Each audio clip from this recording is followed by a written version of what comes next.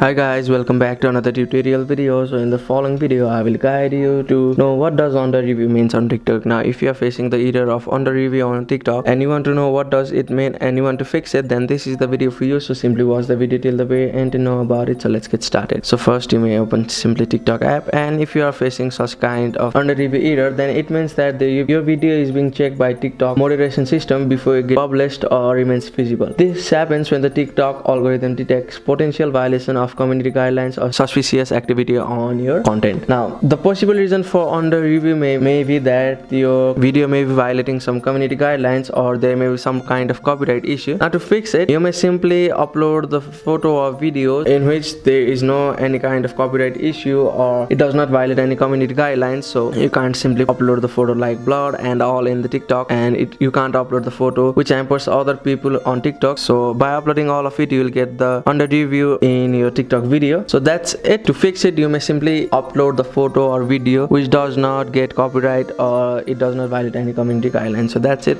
That's how you can fix the under review on TikTok, or that what does under review on TikTok means it. Thank you for watching the video. Please don't forget to like the video and subscribe to our channel. Thank you.